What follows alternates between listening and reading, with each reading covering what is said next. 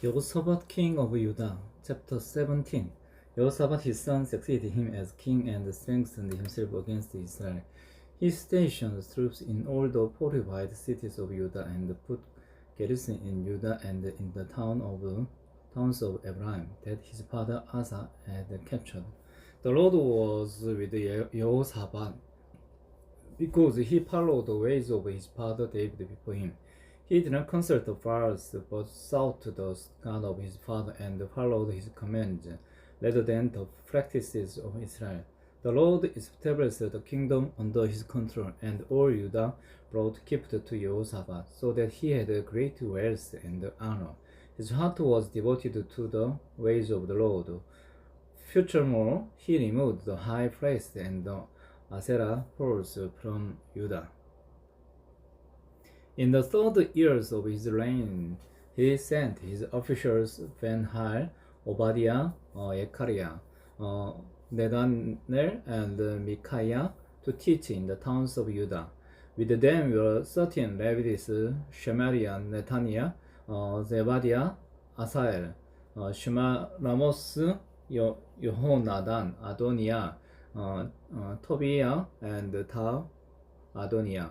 And the priest Elisama and Jehoram, they taught throughout Judah, taking with them the book of the law of the Lord. They went around to all the towns of Judah and taught the people. The fear of the Lord fell on all the kingdoms of the land surrounding Judah, so that they did not go to war against Jehoshaphat. Some Philistines brought Jehoshaphat gifts and silver as tribute, and Arabs brought him flocks, 7,700 lambs and 7,700 goats. Jehoshaphat became more and more powerful. He built forts and stored cities in Judah, and had large supplies in the towns of Judah. He also kept experienced fighting men in Jerusalem. Their enrollment by families was as follows. From Judah, commanders of units of 1,000, Adonai the commander with 300,000 fighting men. Next, Yohanan the commander with 80,000. Next, Amashia son of Zikri, who volunteered himself for the service of the Lord with 200,000. From Benjamin, Eliada, a valiant soldier with 200,000 men armed with bows and shields. Next, Jehoshaphat with 118,000 men armed for battle. These were the men who served the king, besides those he stationed in the fortified cities throughout Judah.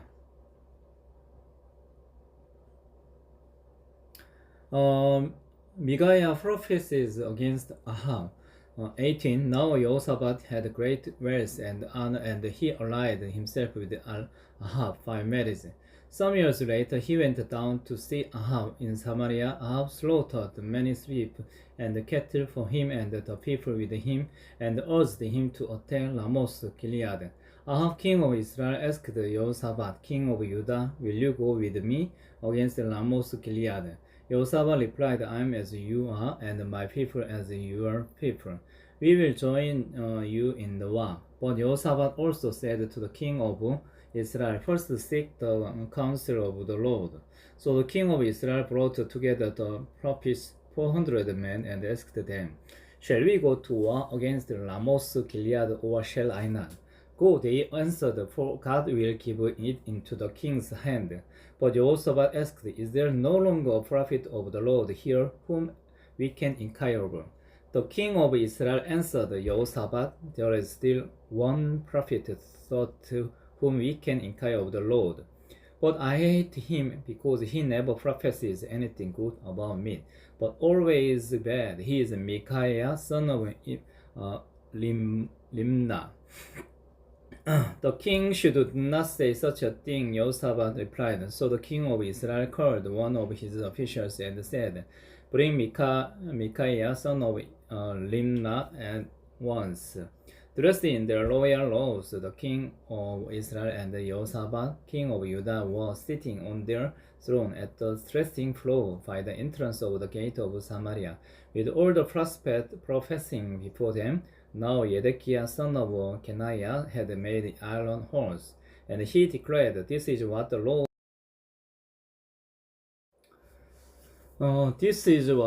says. With this you will go the Arameans until they are destroyed." All the other prophets were prophesying the same thing. "Attack Ramoth Gilead and be victorious," they said, "for the Lord will give it into the king's hand." The messenger who had gone to summon Micaiah said to him, "Look, the other prophets without exception are predicting success for the king. Let your word agree with theirs and speak favorably." But Micaiah said, "As sure as the Lord lives, I can tell him only what my God says." When he arrived, the king asked him, "Micaiah, shall we go to war against Ramoth Gilead, or shall I not?" "Attack and be victorious," he answered, "for they will be given into your hand." The king said to him, "How many times must I make you swear to tell me nothing but the truth in the name of the Lord?" Then Micaiah answered, "I saw all Israel scattered on the hills like sheep without a shepherd, and the Lord said, 'These people have no masters, let each one go home in peace.'" The king of Israel said to Jehoshaphat, "Didn't I tell you that he never prophesies anything good about me, but only bad?" Micaiah continued, "Therefore hear the word of the Lord. I saw the Lord sitting on his throne with all the multitudes of heaven, sitting on his right and on his left. And the Lord said, Who will entice Ahab, king of Israel, into attacking Ramoth Gilead and going to his death there?" One suggests this and another that. Finally, a spirit came forward, stood before the Lord, and said, "I'll entice him." By what means, the Lord asked. "I will go and be deceiving spirit in the mouths of all his prophets," he said. "You will succeed in enticing him," and said the Lord, "Go and do it." So now the Lord has put a deceiving spirit in the mouths of these prophets of yours. The Lord has decreed disaster for you. Then Zedekiah son of Kenaiah went up and slapped Micaiah in the face. "Which way did the spirit from the Lord go when he went from me to speak to you?" he asked me. Micaiah replied, "You will find out on the day you go to hide in an inner room." The king of Israel then ordered, "Take Micaiah and send him back to Ammon, the ruler of the city, and to Joash, the king's son, and say, 'This is what the king say. Put the fellow in prison and give him nothing but bread and water until I return safely.'" Micaiah declared, "If you ever return safely, the Lord has not spoken through me." Then he added, "Mark my words, all your people.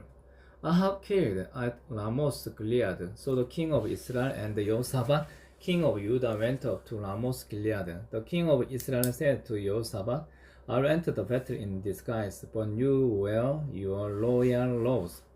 So the king of Israel disguised himself and went into battle. Now the king of Aram had ordered his chariot commanders, "Do not fight with anyone, small or great, except the king of Israel." When the chariot commanders saw Jehoshaphat, they thought, "This is the king of Israel."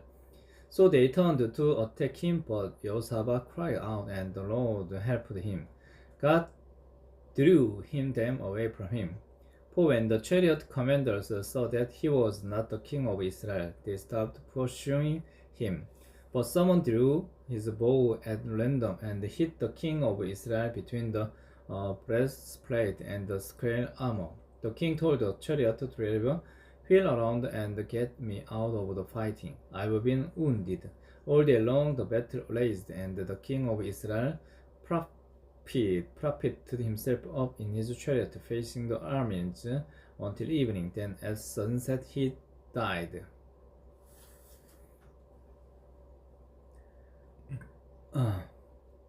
19. When Jehoshaphat king of Judah returned safely to his place in Jerusalem, Yehuda said, the son of Hanai went out to meet him and said to the king, should you help the wicked and love those who hate the Lord? Because of this, the wrath of the Lord is on you. There is, however, some good in you, for you have rid the land of the Asherah poles and have set your heart on seeking God. Jehoshaphat appoints judges. Jehoshaphat lived in Jerusalem, and he went out again among the people from Beersheba to the hill country of Ephraim and turned them back to the Lord, the God of their ancestors. He appointed judges in the land in each of the fortified cities of Judah. He told them, consider carefully what you do, because you are not judging for mere mortals but for the Lord, who is with you whenever you give a verdict. Now let the fear of the Lord be on you. Judge carefully, for with the Lord our God there is no injustice or partiality or bribery. In Jerusalem also Jehoshaphat appointed some of the Levites, priests, and heads of Israel's families to administer the law of the Lord and to settle disputes. And they lived in Jerusalem. He gave them these orders. You must serve faithfully and wholeheartedly in the fear of the Lord. In every case that comes before you from your people who live in the cities, whether bloodshed or other concerns of the law, commands, decrees, or regulation, you are to warn them not to sin against the Lord. Otherwise, his wrath will come on you and your people. Do this, and you will not sin. Maria, the chief priest, will be over you in any matters concerning the Lord, and Obadiah, son of Ismail, the leader of the tribe of Judah, will be over you in any matter concerning the king. And the Levites will serve as officials before you. Act with courage, and may the Lord be with those who do well.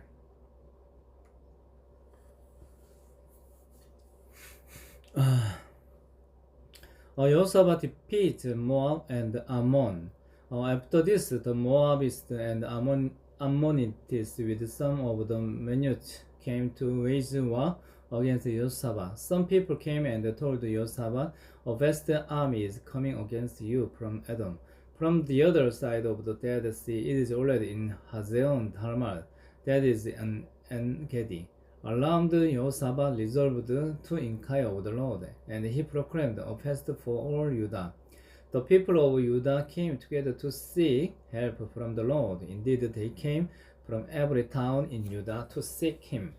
Then Jehoshaphat stood up in the assembly of Judah and Jerusalem at the temple of the Lord in the front of the new country yard, and said, Lord, the God of our ancestors, are you not the God who is in heaven? You rule over all the kingdoms of the nations. Power and might are in your hand, and no one can withstand you. Our God, did you not drive out the inhabitants of this land before your people Israel and give it forever the descendants of Abraham, your friend?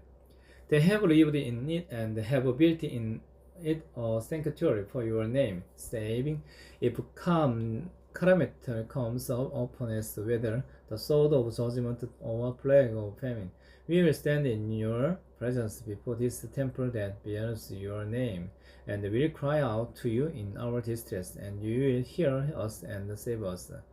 But now here are men from Ammon, Moab, and Mount Seir, whose territory to you, who do not allow Israel to invade when they came from Egypt, so they turned away from them and did not destroy them. See how they are repaying us by coming to drive us out of the possession you gave us as an inheritance. Our God, will you not judge them? For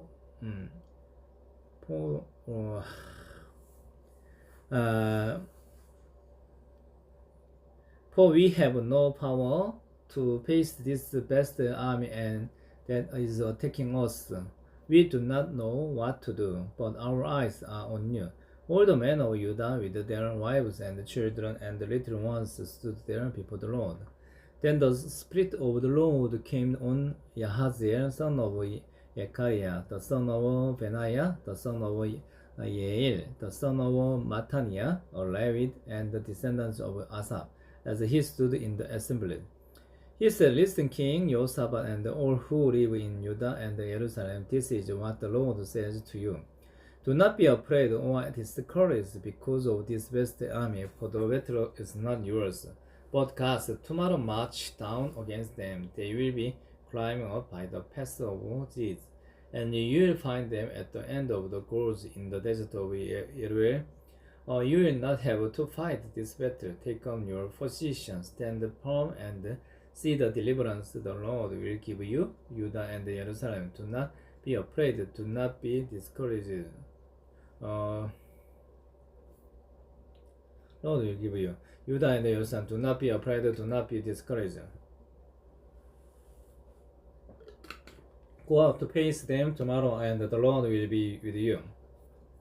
Jehoshaphat bowed down with his face to the ground, and all the people of Judah and Jerusalem fell down in worship before the Lord.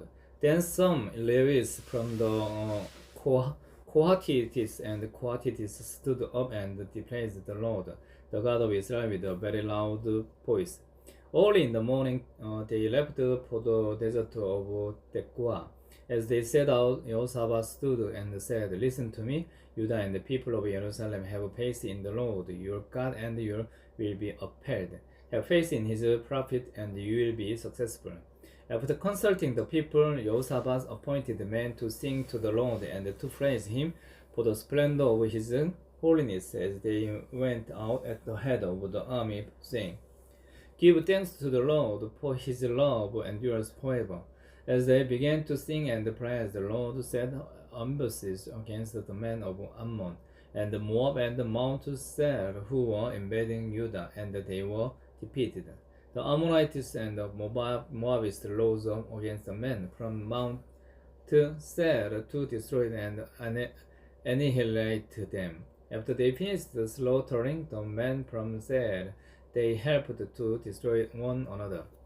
When the men of Judah came to the place that overlooks the desert and looked toward the vast army, they saw only dead bodies lying on the ground. No one had escaped, so Jehoshaphat and his men went to carry up their plunder, and they found among them a great amount of equipment and clothing, and also articles of value, more than they could take away. There was so much plunder that it took 3 days to collect it. On the 4th day, they assembled in the valley of Barakah, where they praised the Lord. This is what is called the valley of Barakah to this day. Then, led by Jehoshaphat, all the men of Judah and Jerusalem returned joyful to Jerusalem, for the Lord had given them cause to rejoice over their enemies. They entered Jerusalem and went to the temple of the Lord with harps and lilies and trumpets. The fear of the God came on all the surrounding kingdoms when they heard how the Lord had fought against the enemies of Israel. And the kingdom of Jehoshaphat was at peace, for his God had given him rest on every time. The end of Jehoshaphat's reign. So Jehoshaphat reigned over Judah. He was 35 years old when he became king of Judah, and he reigned in Jerusalem 25 years. His mother's name was Azubah, daughter of Sili. He followed the ways of his father Asa and did not stray from them. He did what was right in the eyes of the Lord. The high priest, however, was not removed, and the people still had not set their hearts on the God of their ancestors.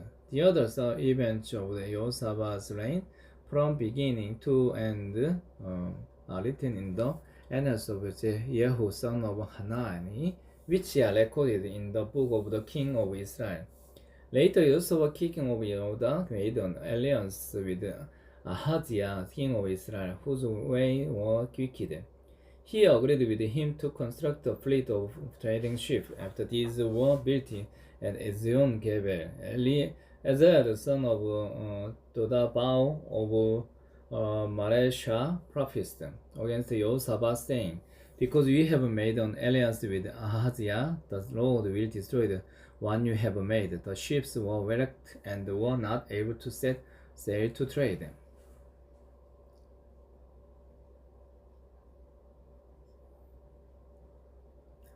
Chapter 21. Then Josaphat rested with his ancestors and was buried with them in the city of David. And Joram, his son, succeeded him as king. Joram's brothers, the son of Josaphat, were Azariah, Seiel, Zachariah, Azariah, Michael, and Shephatiah. All these were sons of Josaphat, king of Israel. Their father had given them many gifts of silver and gold and articles of value. As well as the fortified cities in Judah, but he had given the kingdom of Jehoram because he was his firstborn son. Jehoram, king of Judah, when Jehoram established himself firmly over his father's kingdom, he put all his brothers to the sword along with some of the officials of Israel. Jehoram was 32 years old when he became king, and he reigned in Jerusalem 88 years. He followed the ways of the kings of Israel, as the house of Ahab had done, for he married a daughter of Ahab. He did evil in the eyes of the Lord. Nevertheless, because of the covenant the Lord had made with David, the Lord was not willing to destroy the house of David. He had promised to maintain a lamp for him and his descendants forever. In the time of Jehoram, Edom rebelled against Judah and set up its own king. So Jehoram went there with his officers and all his chariot. The Edomites surrounded him and his chariot commanders, but he rose up and broke through by night. To this day, Edom has been in rebellion against Judah. Limnah revolted at the same time because Jehoram had forsaken the Lord, the God of his ancestors. He had also built high places on the hills of Judah and had caused the people of Jerusalem to prostitute themselves, and he had led Judah astray. Jehoram received a letter from Eliah the prophet, which said, "This is what the Lord, the God of your father David, says, you have not followed the ways of your father Jehoshaphat, or of Asa king of Judah, but you have followed the ways of the king of Israel, and you have led Judah and the people of Jerusalem to prostitute themselves. Just as the house of Ahab did, you have also murdered your own brothers, members of your own family, men who were better than you.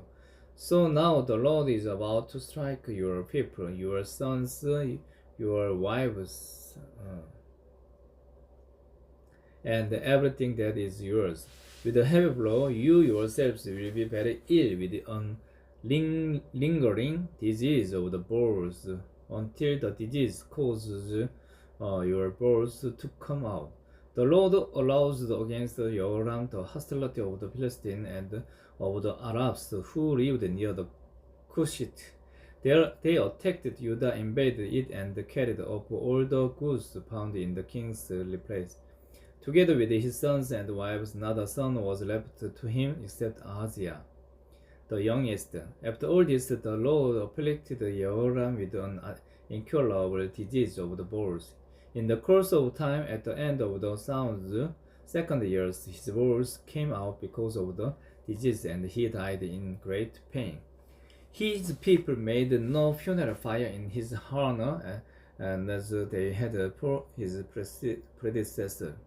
Joram was 32 years old when he became king, and he reigned in Jerusalem 8 years. He passed away to no one's regret, and was buried in the city of David, but not in the tomb of the kings.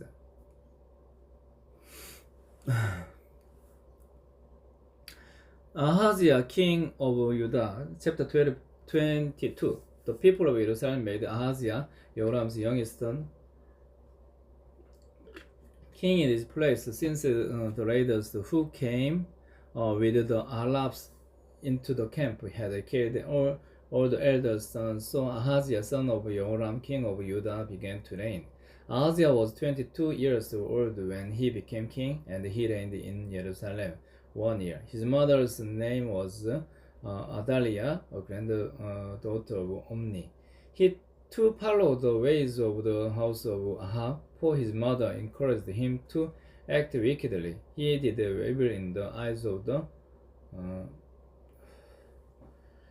he followed the ways of the house of Ahab, for his mother encouraged him to act wickedly. He did evil in the eyes of the Lord, as the house of Ahab had done, for after his father's death they became his advisers to his undoing.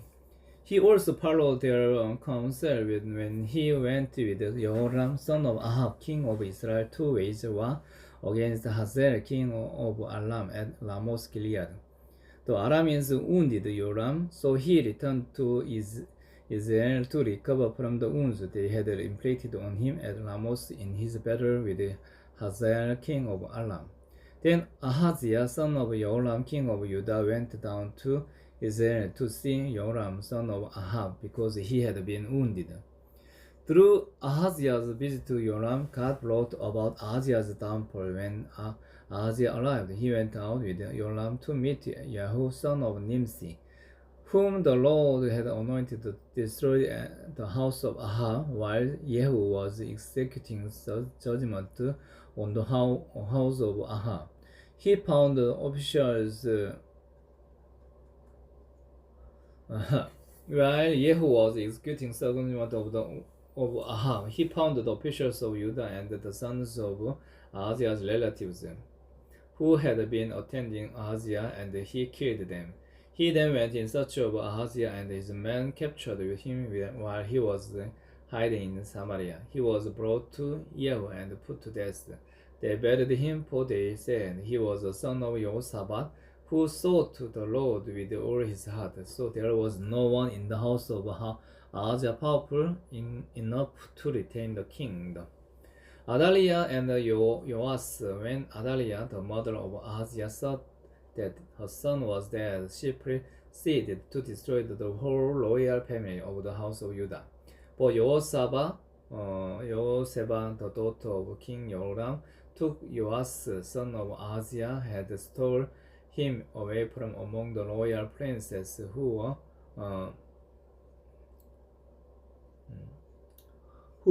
about to murder and put him and his nurse in a bedroom. Because Jehoshaphat, the daughters of King Joram, had a wife of the priest Joreada, was Ahaziah's sister. She hid the child from Athaliah, so he could not kill him. He remained hidden with them at the temple of God for 6 years while Athaliah ruled the land.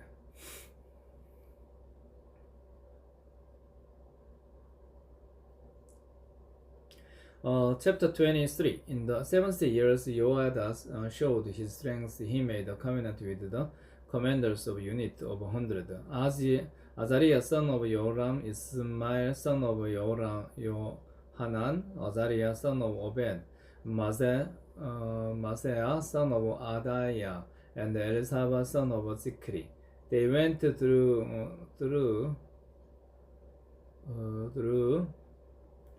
the temple of God. Joash said to them, the king's son shall reign as the Lord promised concerning the descendants of David. Now is what you are to do. A third of your priests and Levites who are going on duty on Sabbath are to keep watch at the door. A third of you at the royal palace, and a third at the foundation gate, and all the others are to be in the courtyard of the temple of the Lord.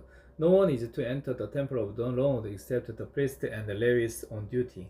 They may enter because they are consecrated, but all the others are to observe the Lord's command not to enter.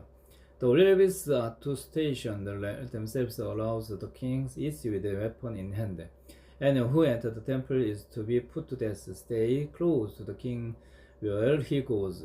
The Levites and all the men of Judah did just as Jehoiada, the priest, ordered. Each one took his men, those who were going on duty on the Sabbath and those who were going off duty. For Jehoiada the priest and not release any of the division. Then he gave the commanders of units of 100 the spears and the rods and the small shields that had belonged to King David and that were in the temple of God. He staged all the men, each with his weapon in his hand, around the king, near the altar and the temple, from the south side to the north side of the temple. Jehoiada and his sons brought out of the king's son and put the crown on him. They presented him with a copy of the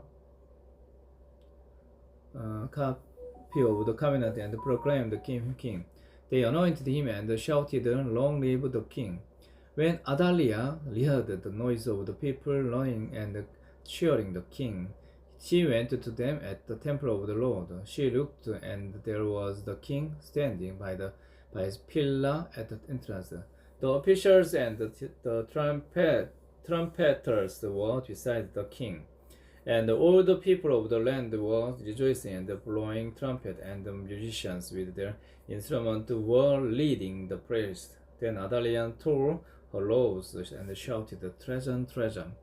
Jehoiada the priest sent out the commanders of units of 100 who were in charge of the troops, and said to them, "Bring her out between the ranks, and put to the sword anyone who follows her."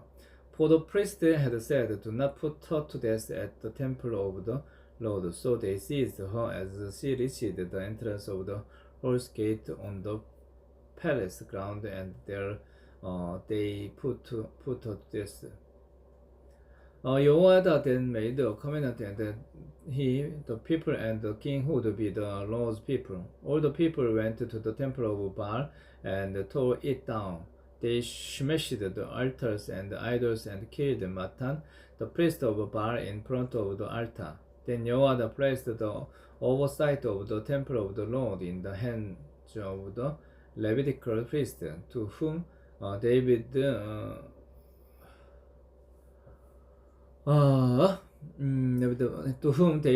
had made an assignment in the temple to present the front offering of the Lord, as written in the law of Moses, with rejoicing and singing, as David had ordered. He also stationed the gatekeepers at the gates of the Lord's temple, so that no one who was in any way unclean might enter.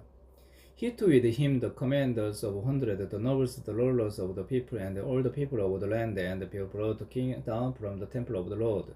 They went into the place through the upper gate and seated the king on the royal throne. All the people of the land rejoiced, and the city was calm, because Athaliah had been slain with the sword.